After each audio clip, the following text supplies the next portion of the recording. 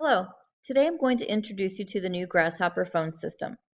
Grasshopper is a company-wide corporate phone system that provides all faculty and staff with a consistent 800 phone number and a unique extension. All faculty are required to set up and use this number when making or receiving calls to students. There's a desktop computer app as well as a smartphone app. As a reminder, the faculty standards document found in the faculty portal outlines all of the instances where faculty are required to reach out to students by phone. For example, when they miss an assignment or when they're struggling in class. Again, you can find that document in the faculty portal. This is a two-part training presentation. The first part of the training will walk you through the basic access and setup steps to begin using your Grasshopper account and your extension. In the second part of the training, we'll hear from Doug Barkey, Director of Teaching and Learning Effectiveness, on how to set up and use the different features in Grasshopper. So let's start with the basic access and setup. There are two steps that you need to follow in order to begin using Grasshopper. The first step is to download the desktop app to your computer. You simply go to grasshopper.com/apps to access the website where you can download the desktop app. You can skip over this free trial at the top and just scroll down to this area where the mobile app is featured on the left and the desktop app can be downloaded on the right. Simply click that download button and follow the prompts to download the app to your desktop. I believe on a Mac you'll have a Grasshopper icon that appears in the upper right hand corner, and on a PC you should have a Grasshopper app that's automatically placed on your desktop or in your taskbar along the bottom. The next step is to find your Grasshopper enrollment email. If I go into my Outlook email, I can show you my Grasshopper enrollment email. Now this is an individual email that you will have only to you. It has your username and instructions for you. You can see here that I received my email on May 23rd of 2018.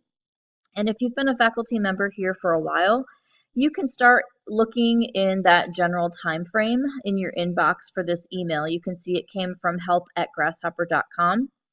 And there's a Grasshopper logo at the top of the body of the email. It's addressed directly to me, and it has my email as my username. If you are a newer employee, you should look for an email dated around the same time that you were onboarded to your program. Once you locate your Grasshopper new account creation email, you can simply scroll through that email, make a note that your username is your school email address, and then there's a link here that says sign in now to configure your account. If you click that link, you will be taken to the welcome sign in page for Grasshopper mobile app. And this is the page that we call your dashboard. You can see here that your phone number is in the upper right area, and your name and extension number that was already provided for you should be listed right here. That's one thing about the email that I should note. If you go back and look at that email, it does say that you can choose your extension. That's actually incorrect. You will have an extension already set up for you when you sign into Grasshopper. Once you reach this point on your dashboard, you can use the extensions area to look at all of the other features that Grasshopper has and set up your outgoing greeting. You'll learn all about that in the next part of this training. That's pretty much all you need to know about downloading Grasshopper and getting ready to access your account. The one other thing that I'll mention is if you double click on the Grasshopper icon that appears on your desktop when you download the app, you're going to get the dialer, and this is what the dialer looks like. And the one thing I wanted to show you is that if you click this little cog in the top right corner and go to settings, it takes you directly back to your web-based dashboard page that we were just looking at. So you can get to this area two different ways. And we're going to learn all about the dashboard and how to manage our extensions and our Grasshopper features in the next part of this training. Once you have Grasshopper downloaded and your account set up, you're ready to record your voicemail greeting and set up notifications so that you can receive your messages within the app and by email. You'll need to do this before beginning to use Grasshopper, so let's begin the next training to learn those steps. Hey everyone, here's a short demonstration of how to use Grasshopper. First of all, run through the standard download instructions, download and install it on your computer. Once you do, if you're on a Mac, you'll have a small icon on your desktop that will represent the Grasshopper, and you can choose that and choose bring window to front. It always will bring up this window right here, which is your access to dial and dial out using your computer. When you can also install Grasshopper on your smart device, iPhone, Android, and so on. You can do so through the App Store, and once you do that, you'll use your standard login, your factory login to AI. It's the same login to set up your Grasshopper access. So the app on the iPhone works a little bit differently, but it's basically the same thing. You'll have a sort of a, when you open the app, it'll use your phone on in your iPhone to dial out, but it will have its own. It'll use the number that's been provided by AI. It will not use your regular phone number, so students won't have access to your cell phone number, just your Grasshopper number, which is to them will look like an 800 number with an extension coming from AIP. So there's more involved in setup. I mean, when you install it, you'll immediately be able to dial out, but one of the primary purposes is to handle voice forwarding and voicemail and so on, and setting your greeting up. So we're going to go to that now. The way to access that is right under the little gear icon. Just choose settings. When you do that, it'll take you to the Grasshopper website. It'll ask you to log in. Again, you would use your same login you've already set up. So this is the entry-level screen, and what you'll see here is a list of messages that you receive. So this is a kind of the dashboard for Grasshopper. This is where you'll manage all your messages and where you'll manage the setup. What we're going to do, it's not real clear when you first come in, but we're going to use extensions to set everything up. Apps is really a separate thing. You don't need to go here. That's for like adding external apps, which we have not purchased.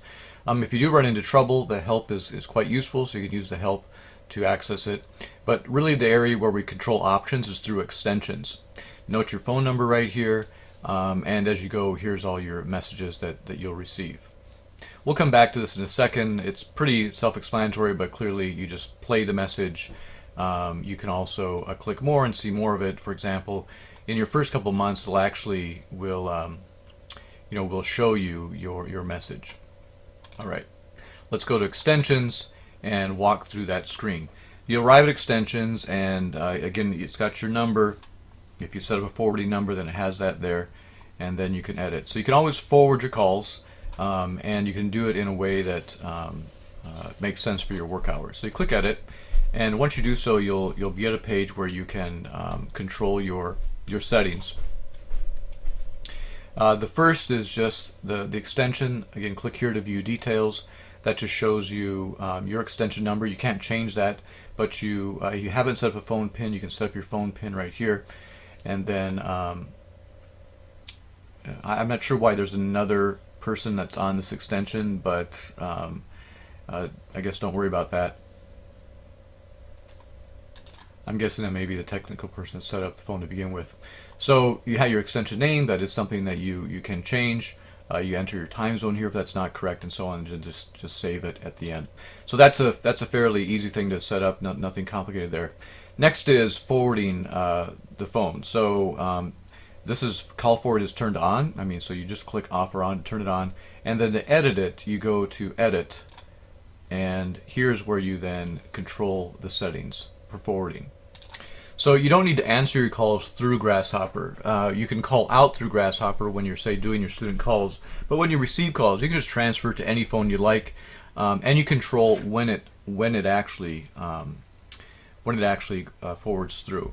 You can set the amount of ring time that it will go for, and then you have three options for how Grasshopper is going to handle the call. Now, if you want to know they're coming from Grasshopper, I'd suggest using calls will be announced when you pick up. This way you know that it's actually coming through Grasshopper. Otherwise, you'll just see a standard number on the end. So if you choose that option, you'll know it's coming from Grasshopper. You'll know that it's an official work-related call. The other option is basically when you pick up the phone, when you answer, it'll go straight to you. And then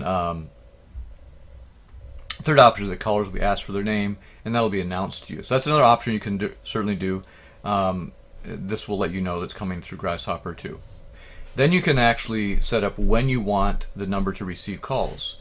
So to do that, you select the options, you click on this menu, and you can do a custom schedule, and then just set it up. Again, this is not a difficult thing to do. I think I set up mine for the default Monday through Friday, 9 through 5, and custom schedule. Then you just add time slots for when you're going to accept these calls.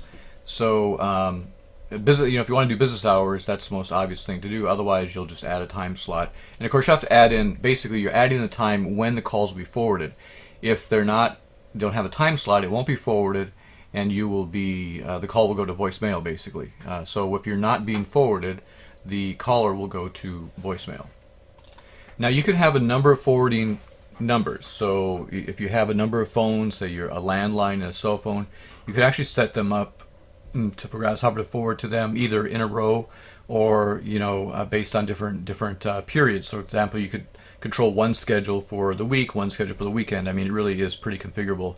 The way you do that is you click options, and then you can set up how you want it to happen. So in just once, it'll go until someone picks up, show the call ID of the Grasshopper number, not your own number, and then it'll just play the standard greeting when you do that. To add a number, just click add forwarding number, and then it just it basically duplicates what you've set up here for the second number. So again, you type in your number and set up how you would like it to call you. I'm going to cancel, I don't really have a second phone to set up. Next area is the messages, how to control that. And again, it's very easy to do. You simply do edit.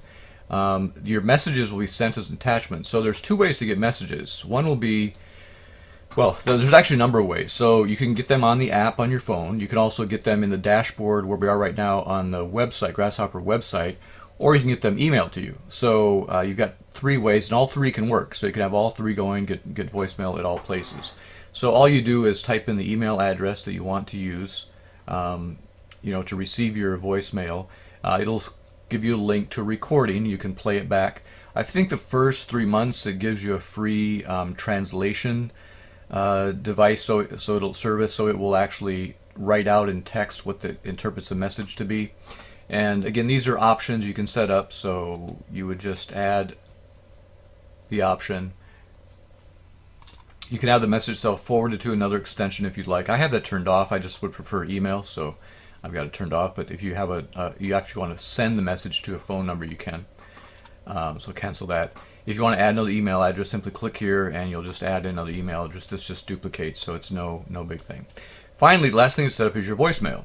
Now there's a standard greeting that comes with it, but it's pretty generic. I would think you'd want to add your own, and so on. So the way you do that is simply to choose change greeting. If you don't have a greeting yet, I've already set mine up, so it probably might say record greeting or something. I'm not sure. I can't remember what it actually said, but regardless, you click on the large green button and go to create new greeting. When you do that, it'll then open up a way of recording everything. And you've got a couple options here. You can have a professional read it for you if you want and pay $35. You can just record via your phone. So if you use your phone, it's going to basically call you on your phone and have you play through recording. So that's one way to do it.